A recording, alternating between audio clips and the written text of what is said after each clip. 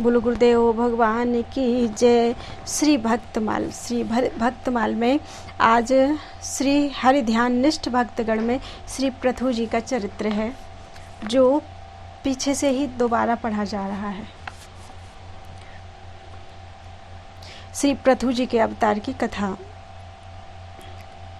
महाराज अंग की पत्नी सुनीता, जो साक्षात मृत्यु की कन्या थी, उससे बेन नामक पुत्र हुआ, जो अपने नाना मृत्यु के स्वभाव का अनुसरण करने के कारण अत्यंत क्रूर कर्म करने वाला हुआ।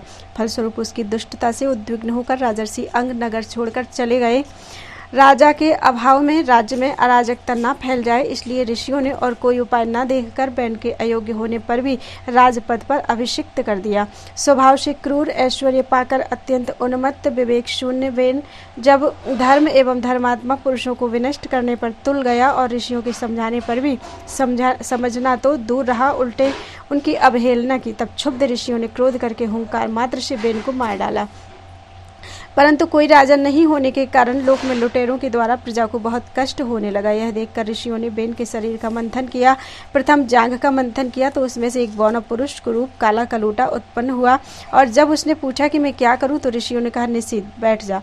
इसी से वह निषाद कहलाया। फिर बेन की भुजाओं का मंथन किया तो एक स्त्री पुरुष का जोड़ा प्रकट हुआ। ऋषियों ने पुरुष को पृथु नाम से और स्त्री को अर्ची नाम से संबोधित किया। ऋषि ब्राह्मणों को श्री पृथु जी के हाथ में बिना किसी रेखा से कटा हुआ चक्र का एक पांव में कमल का चिन्ह देखकर बड़ा हर्ष हुआ कि पृथु के रूप में साक्षात श्रीहरि के अंश ने ही इस संसार की रक्षा के लिए अवतार लिया है, और अर्ची के रूप में निरंतर भगवान की सेवा में रहने वाली श्री लक्ष्मी जी ही प्रकट हुई हैं। सुंदर वस्त्र और आभूषणों से अलंकृत महाराज पृथु का विधिवत राज्याभिषेक हुआ। उस समय अनेक अलंकारों से सजी हुई महारानी अर्ची के साथ भी दूसरे अग्निदेव के सदृश जान पड़ते थे। सब लोगों ने उन्हें तरह तरह के उपहार भेंट किए। इसके पश्चात सूद मागध और बंदीजनों ने स्तुति की। ब्राह्मणों ने पृथु जी को प्रजा का रक्षक उद्घोषित किया। बेन के अत्याचार से उत्पीड़ित पृथ्वी ने समस्त औषधियों को अपने में छिपा लिया था, और चूंकि बहुत समय बीत गया था, अतः वे औषधियां पृथ्वी के उदर में जीर्ण हो गई थी। यही कारण है कि जब पृथु जी का राज्य हुआ तब भी पृथ्वी रसा होकर भी रसहीना ही बनी रही। फलस्वरूप भूख के कारण प्रजाजनों के शरीर सूखकर कांटे हो गए। उन्होंने अपने स्वामी पृथु के पास आकर कहा। तब पृथु जी ने क्रोध में भरकर पृथ्वी को लक्ष्य कर बाण चढ़ाया।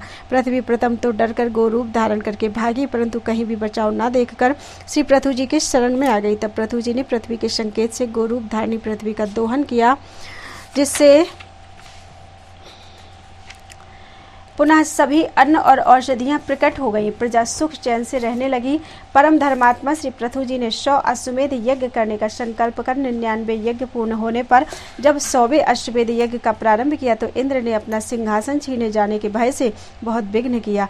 तब इंद्र का वध करने के लिए उद्यत श्री पृथु जी को याजकों ने यज्ञ में क्रोध को अनुचित बताकर स्वयं मंत्र बल से बलपूर्वक इंद्र को अग्नि में हवन कर देने का निश्चय किया। तब लोक श्रेष्ठ जगत पितामह ब्रह्मा जी ने ब्राह्मणों को समझाकर रोका कि श्री पृथु जी का 100 यज्ञ करने का जो आग्रह था उससे निवृत्त कर इंद्र से संधि करा दी। महाराज पृथु के 99 यज्ञों से ही यज्ञ भोक्ता यज्ञेश्वर भगवान विष्णु को भी बड़ा संतोष हुआ। वे देवराज इंद्र को साथ लेकर श्री पृथु जी के सामने प्रकट हुए। अपने ही कर्म से लज्जित इंद्र श्री पृथु जी के चरणों में गिरना ही चाहते थे कि पृथु जी ने उन्हें हृदय से लगा लिया। भगवान का दर्शन कर श्री पृथु जी निहाल हो गए। आंखों में प्रेमाश्रु, शरीर में रोमांच, हृदय में उमड़ा हुआ अनंत आनंद सागर, यह थी उस समय श्री पृथु जी की अवस्था। उन्होंने हाथ जोड़कर भगवान की स्तुति की। भगवान ने श्री पृथु जी के गुणों की सराहना करते हुए वर मांगने को कहा। तब श्री पृथु जी बोले, नकामये नाथ तदप्यहम क्वचिन्न यत्र युष्मच्चरणाम्बुजाशवः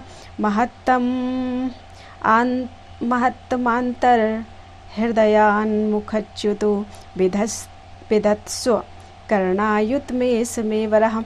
मुझे तो उस मोक्ष पद की भी इच्छा नहीं है जिसमें महापुरुषों के हृदय से उनके मुख द्वारा निकला हुआ आपके चरण कमलों का मकरंद नहीं है, जहाँ आपकी कीर्ति कथा सुनने का सुख नहीं मिलता। इसलिए मेरी तो यही प्रार्थना है कि आप मुझे 10,000 कान दे दीजिए, जिससे मैं आपके लीला गुणों को सुनता ही रहूं।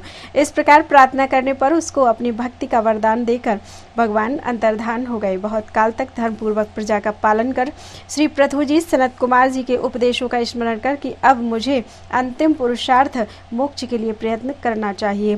पृथ्वी का भार पुत्रों को सौंपकर अपनी पत्नी सहित तपोवन को चले गए और वहां जाकर भगवान सनत कुमार ने जिस परम उत्कृष्ट अध्यात्म योग की शिक्षा दी थी उसी के अनुसार पुरुषोत्तम श्री हरि की आराधना करने लगे और अंत में भगवान के श्री चरण कमलों का चिंतन करते हुए ब्रह्म स्वरूप में लीन हो गए। यह देखकर महाराज पृथु की पतिव्रता पत्नी अर्ची ने चिता बनाई और अपने पति के साथ सती हो गई। परम साध्वी अर्ची को इस प्रकार अपने पति बीरबल पृथु का अनुगमन करते देख सहस्रों वरदायिनी देवियों ने अपने अपने पतियों के साथ उनकी स्तुति की। वहां देवताओं के बाजे बजने लगे, देवांगनाओं ने पुष्प वृष्टि की। रंजयतीत राजा यह स्वनाम सफलीकृत दुदोह वसुधाम बीजम तस्मै श्री पृथवे नमः। बोलो वृंदावन बिहारी लाल की जय। श्री हरिध्याननिष्ठ भक्तगण में अगला नाम है महाराज परीक्षित जी का। महाराज परीक्षित जी का चरित्र। सुभद्रा कुमार अभिमन्यु की पत्नी महाराज विराट की पुत्री उत्तरा गर्भवती थी। उनके उदर में कौरव एवं पांडवों का एकमात्र वंशधर था। अश्वत्थामा ने उस गर्भस्थ बालक का विनाश करने के लिए ब्रह्मास्त्र का प्रयोग किया। भय विह्वल उत्तरा भगवान श्री कृष्ण की शरण में गई। भगवान ने उसे अभयदान दिया और बालक की रक्षा के लिए वे सूक्ष्म रूप से उत्तरा के गर्भ में स्वयं पहुंच गए। गर्भस्थ शिशु ने देखा कि एक प्रचंड तेज चारों ओर से समुद्र की भांति उमड़ता हुआ उसे भस्म करने आ रहा है। इसी समय बालक ने अंगूठे के बराबर ज्योतिर्मय भगवान को अपने पास देखा। भगवान अपने कमल नेत्रों से बालक को स्नेह पूर्वक देख रहे थे। उनके सुंदर श्याम वर्ण पर पीतांबर की अद्भुत शोभा थी। मुकुट कुंडल अंगद किंकिणी प्रभृति मणिमय आभरण उन्होंने धारण कर रखे थे। उनके 4 भुजाएं थी और उनमें शंख चक्र गदा पद्म थे। अपनी गदा को उल्का के समान चारों ओर शीघ्रता से घुमाकर भगवान उस उमड़ते आते अष्ट तेज को बराबर नष्ट करते जा रहे थे। बालक 10 महीने तक भगवान को देखता रहा। वह सोचता ही रहा, ये कौन है। जन्म का समय आने पर भगवान वहीं से अदृश्य हो गए। बालक मृत सा उत्पन्न हुआ क्योंकि जन्म के समय उस पर ब्रह्मास्त्र का प्रभाव पड़ गया था। तुरंत श्री कृष्णचंद्र प्रसूति का गृह में आए और उन्होंने उस शिशु को जीवित कर दिया। यही बालक परीक्षित के नाम से प्रसिद्ध हुआ। जब परीक्षित बड़े हुए पांडवों ने इन्हें राज्य सौंप दिया और स्वयं हिमालय पर चले गए। प्रतापी एवं धर्मात्मा परीक्षित ने राज्य में पूरी सुव्यवस्था स्थापित की। एक दिन जब ये दिग्विजय करने निकले थे इन्होंने एक उज्जवल सांड देखा जिसके 3 पैर टूट गए थे, केवल एक ही पैर शेष था।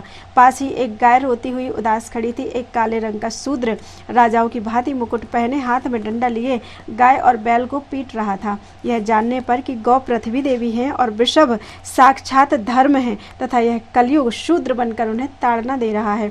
परीक्षित ने उस शूद्र को मारने के लिए तलवार खींच ली। शूद्र ने अपना मुकुट उतार दिया और वह परीक्षित के पैरों पर गिर पड़ा।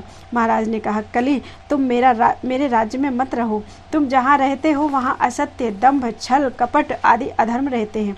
कली ने प्रार्थना की, आप तो चक्रवर्ती सम्राट हैं, अतः मैं कहाँ रहूं यह आप ही मुझे बता दें। मैं कभी आपकी आज्ञा नहीं तोड़ूंगा। परीक्षित ने कली को रहने के लिए जुआ, शराब, स्त्री, हिंसा रूप स्थान बताए। ये कली के निवास हैं, इनसे प्रत्येक कल्याणकामी को बचना चाहिए। कली ने पुनः कहा, राजन आपने मुझे जो स्थान दिए वे सब निकृष्ट कोटि के हैं, अतः मुझे कोई अच्छा स्थान भी दीजिए। इस पर राजा ने उसे सुवर्ण में रहने के लिए कहा। एक दिन आखेट करते हुए परीक्षित वन में भटक गए। भूख और प्यास से व्याकुल वे एक ऋषि के आश्रम में पहुंचे। ऋषि उस समय ध्यानस्थ थे। राजा ने उनसे जल मांगा, पुकारा, पर ऋषि को कुछ पता नहीं लगा। इसी समय कली ने राजा पर अपना प्रभाव जमाया।